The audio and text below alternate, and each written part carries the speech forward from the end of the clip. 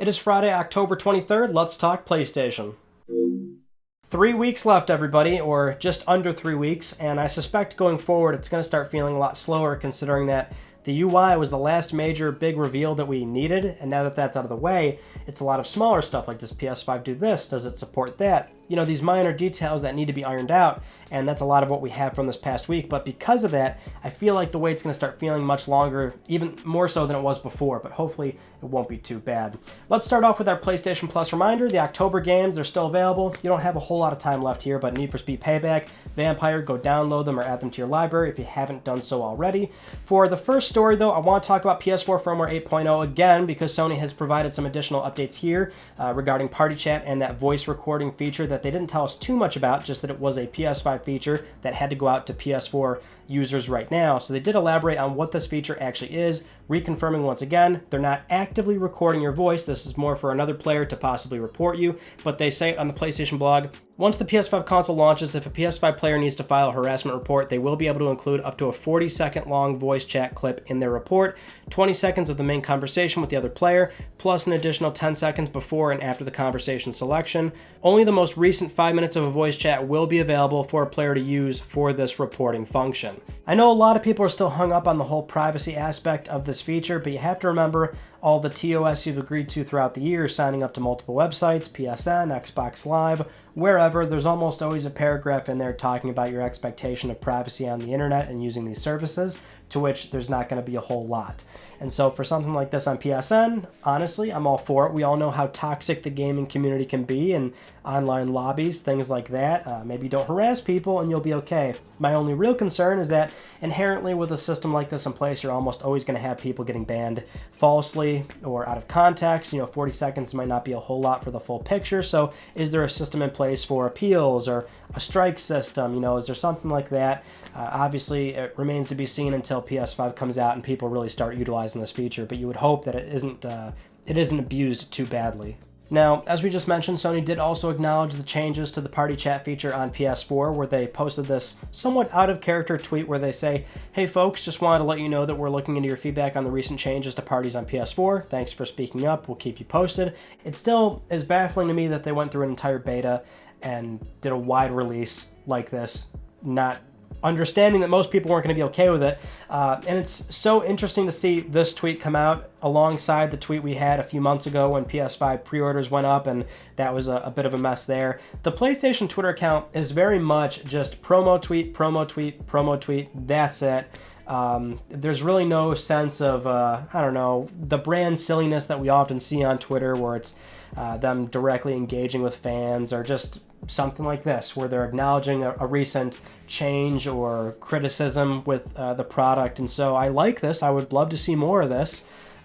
It's just that it's so weird that they went through with this firmware update, but we'll see how they actually dial back on it. And I'm surprised, to be honest, because I would have expected them to stick with this well into PlayStation 5 before it's truly addressed if people really did not like how it was set up moving forward.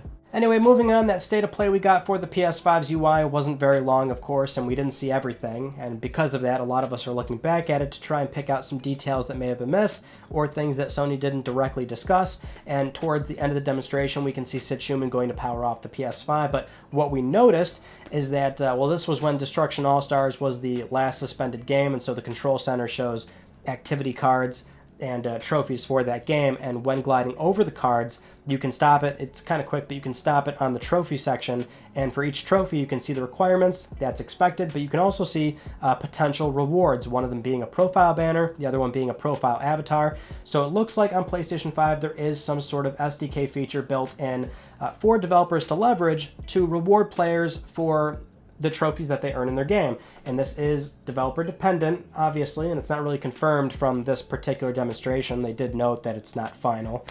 It's expected to be in there day one and probably will be available for a lot of the first-party games where Sony will encourage all the SDK features to be fully leveraged on PS5, but it looks like this is something that's potentially possible, which would be really cool. Obviously, it's great to have any sort of reward for the things that you do in game, and for the longest time, trophies didn't mean much of anything outside of just saying, hey, look at how many platinums I have, which is a very small hill that I like to live on top of with my 150 some odd platinums, but they did do a Sony reward system where If you claim 10 platinums, you could get a $10 PSN card. That was the best deal ever, obviously.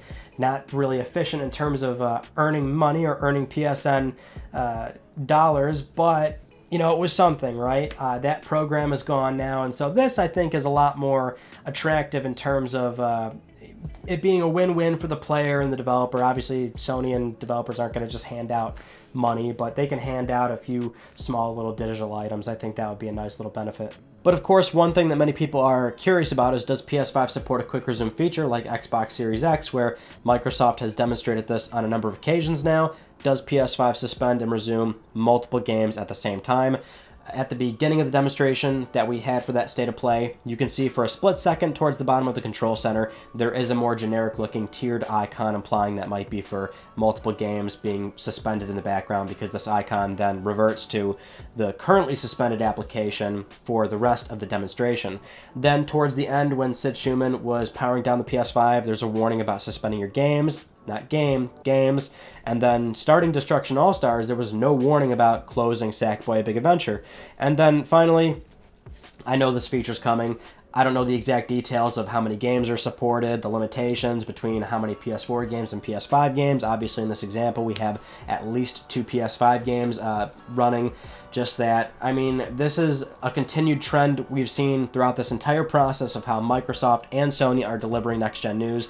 Microsoft is just very forthcoming about a lot of their features and services that are offered, and a lot of it is the same on PlayStation, just Sony isn't talking about it or even making a big deal about it. For something like this, I think it is a meaningful feature that they do want to talk about. Maybe they're just being a little careful in terms of what can be promised and delivered on day one. Remember, consoles are being manufactured right now, but the firmware is going to be an ongoing project for years, and they might not have a good idea just yet of what will be ready for that day one update, which is pretty much a guarantee. Now, something else that was noticed in this UI, and I was going to mention this last week, I really was, but I left it out for whatever reason, and now it's gaining traction, so we'll cover it today. But in the initial login screen, you can see the name Scotty Kenzo. Now, normally you wouldn't think much of that because Sony's recycled a lot of fake names for these demonstrations or screenshots or whatever promotional material that they do for the UI or firmware updates. But Kenzo specifically is a reference to a character in the Killzone universe. That's why they're using the PSN avatar for a Hellgas soldier. But it's even more specific when you understand that it's a reference to a Killzone Shadowfall text log or audio log or something. It's not a character that appears on screen or anything like that. So it's very deliberate.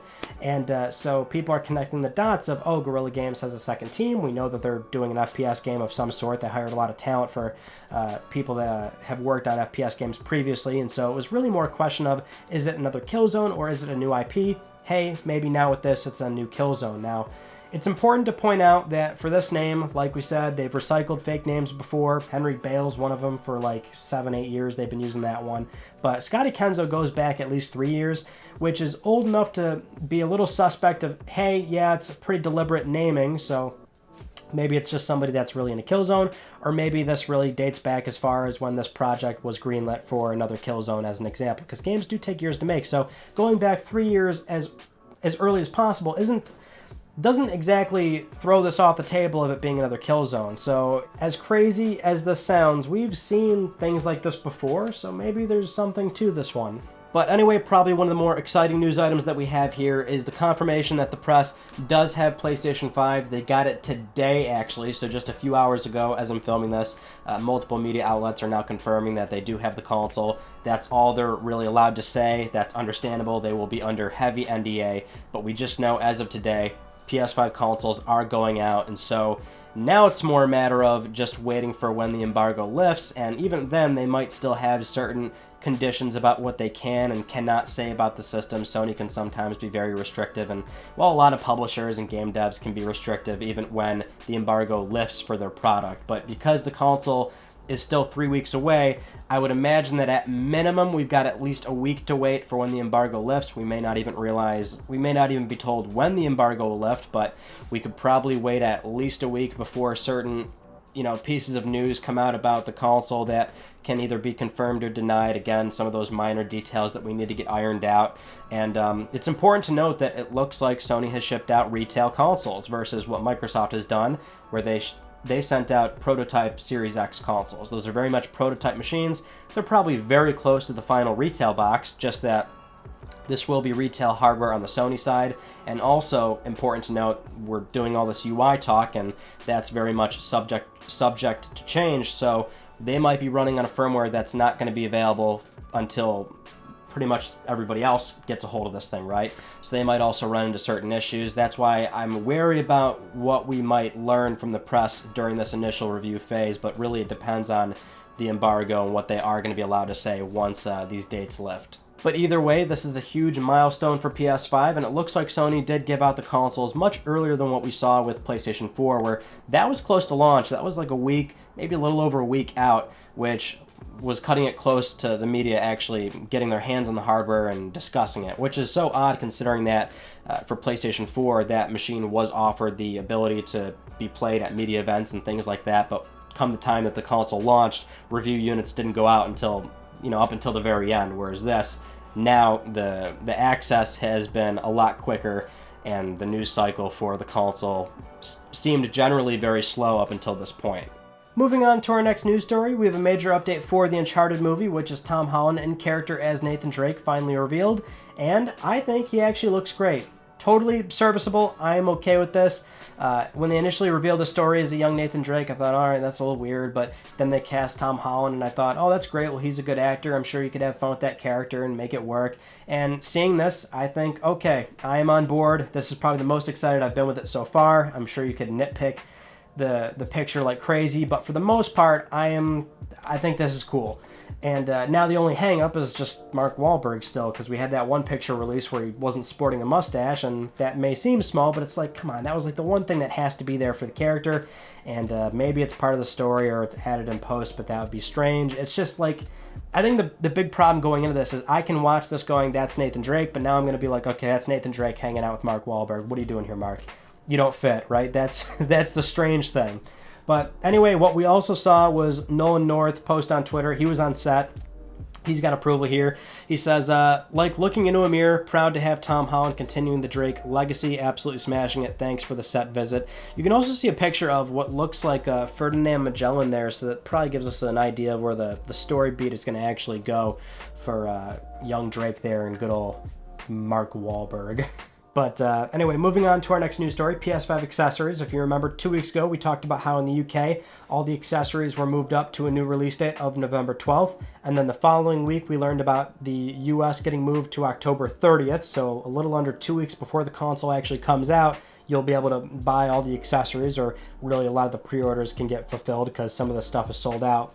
But now what we're seeing October 23rd and what we saw throughout the week is multiple retailers finally getting their stock in. And you can't buy them, of course. The street date is still October 30th, so they can't get sold. But I'm having so many people send me these pictures from their place of work where they're actually holding the accessories in hand. We have real-life pictures of the controller, headset, HD camera, the charging stand, everything. And so it's exciting that everything's showing up, but even when we take them home, we're not going to be able to really do anything with them. So we'll probably have a video to do for something like the controller or whatever, but really we can't have complete coverage until PlayStation 5 is actually here. But either way, it's still exciting that people are actually seeing these things out in the open. Now, while we're on the topic of accessories, one of them is the media remote, and on that remote we know there's 4 buttons that are quick links to Netflix, Spotify, YouTube, Disney+, but what other streaming services will be available day one? Sony finally confirmed this to us over on the PlayStation blog. The full list available on day one is Apple TV, Disney+, Netflix, Spotify, Twitch, YouTube, and also confirmed separately Crunchyroll. This will all be available on day one. Obviously, there's a lot missing, but Sony does mention that services will be added on a rolling basis fairly soon. So things like Amazon Prime Video, MyCanal, Hulu, Peacock, whatever you're expecting should come shortly after. And this is what I expected and kind of warned, is that there might be some, there won't be feature parity or service parity from PS5 to PS4, or PS4 to 5 rather. You're going to have certain things missing in settings or certain services that won't be on PS5 right away. So unfortunately, it'll be a few months for maybe your favorite service to finally come over. Contracts need to be updated, applications need to be updated. Really depends on each particular service, but that's really the case here. Next up, we just recently learned a very cool tidbit about the PlayStation 5's fan. It is adjustable via firmware updates. This is coming from Sony's Yasuhiro Otori. This is the man that did the PS5's teardown video. Speaking with 4Gamer.net, he was quoted saying, "Various games will be released in the future, and data on the APU's behavior in each game will be collected. We have a plan to optimize the fan control based on this data." Additional context from 4Gamer.net mentions, PS5 has 3 temperature sensors on the main board to control the fan speed based on the internal temperature of the APU and the highest temperature of the 3 temperature sensors. These fan control parameters will also be updated via online updates. This is actually great and, dare I say, exciting news, because this is no longer your standard mechanical fan that spins based off of internal temperature, and it's a dumb fan as in it doesn't know why based off of that particular game. It just works across the board. And with a software tie-in going into PS5, what Sony can do now is essentially fleet learning, where they can collect data from millions of consoles on a title-by-title basis and understand and really leverage this for future firmware updates. And so if users complain, hey, this game is a little too loud, they can check in, see, oh, actually the temperature doesn't call for the fan speed like that, they can lower it, or maybe a game is too demanding and they can increase it for that particular game, which may not sound ideal, but that would be for the, the life cycle of your hardware, the longevity of your hardware over time, right? And so this, alongside the set power limit, the massive heatsink, the liquid metal, it's just another example of Sony's commitment to cooling this time around for PlayStation 5, and I gotta say, I'm impressed. Now, moving on, Sony's finally rolling out the brand new PlayStation Store for desktop, and it's a slow rollout, so I don't have it right now, but other people are starting to see it. And it's about what I expected, a lot of blank space, very minimalist. The content items themselves are blown out much bigger. If you click into an item, there's a massive header now, and so that's what we're looking at so far, and it's fine. Obviously, I still feel like it's a massive downgrade, despite the fact that it looks cleaner. Reminds me more of the PlayStation Now UI, and I've said a few times, I just think it's bland and uninspired, and it feels more like an afterthought. But inherently, the problem with this relaunch is just that, well, they removed a lot of content available to purchase. Not that it's completely gone. You can still buy things like PS3 games, avatars, themes, Vita games, minis, PSP games, all that stuff. You can buy them, but from their respective machines. And now you can only buy PS4 or PS5 games, so that's why it looks so basic as it is. But the reason for this was the underlying network systems in place. And so going into PlayStation 5 and even trying to purchase content moving forward from this desktop site should be much cleaner, much easier, and not too many headaches moving forward. Now, the one thing that we learned from the brand new site is the next iteration of the Share Factory app for PS5 called Share Factory Studio. And from the description, not only is it a free application like Share Factory on PS4, but it sounds like a huge upgrade from that previous application. So on PS5, you've got 4K HDR video editing, but you've also got post-processing effects. You can add in your own videos, your own images, your own music. I mean, it really sounds like a full-blown video editing software available on your PS5 that can handle 4K footage. And at $500, that's not too bad, especially because it records it right on the console. And from the history of Share Factory on PS4, it was very basic at the time. It did see a lot of updates for new features and transitions, enhancements, things like that, but it was still very basic in functionality. And now this sounds like you can do a lot more. Now, I'm sure if you were serious about editing and capturing gameplay and video, obviously you're going to do that through a computer and your own capture devices and things like that. But at the very least, this is a good barrier of entry for a lot of people that will just be getting into PS5 for, playing the console and buying it organically. Next up, though, Ghost of Tsushima. The Legends update dropped last week, and a lot of people really having fun with it and being pleasantly surprised with how much is there and how well it actually works. I think we're all still surprised that this came out of nowhere and it was a planned free update the entire time. Well, anyway, the raid that they also announced not too long ago, that's coming October 30th, and interestingly, there will be no matchmaking. They've pointed out that it's quite difficult and you will have to arrange this with some friends, so it will have to be planned accordingly. And they do actually recommend to go through the story in the hardest setting, make sure you have some of the best gear, and to get ready for it more or less. And starting today, there will be weekly challenges that you can play out as well. It's still baffling to see how much support is coming for what was, I think, many of us expected to be a standard narrative single-player game. And from the looks of it, Sucker Punch has no intentions of stopping, if this job listing is anything to go by, for a narrative writer. And it pretty much describes this project, a AAA open-world game, but also somebody who has a desire to write stories set in feudal Japan. An ideal candidate would have knowledge of feudal Japanese history, that is more Ghost of Tsushima. Now, is it more content for the game that we already know, or is it a sequel? That's up for debate, but it is an IP that I think absolutely can go for a sequel. And, you know, initially, I think before the game actually came out, I would have thought, I could see this game coming out, and it's just a one-off thing, then Sucker Punch moves on to something else, and whether the game was good or bad, I felt like they'll probably move on from it. But it's surprising to see just how good the game was, how well they got the history aspect of it. Japanese consumers really loved the game, and looks like this is an area that they might want to continue exploring beyond just the story they told with the first game. For our next news story, if you remember last week, we were going over PS5 backwards compatibility with PS4 software, and most games work. There's only a handful of titles that don't, and we were talking about how PlayLink titles might not work either because the smartphone second screen app for PS4 will not work on PS5. That was confirmed information from Sony, and so we were wondering, do those games work? They weren't a part of the original list. Well, anyway, Sony XDev Europe confirmed this over on Twitter. They said, we've had a couple of questions about our PlayLink games on PS5 via backwards compatibility,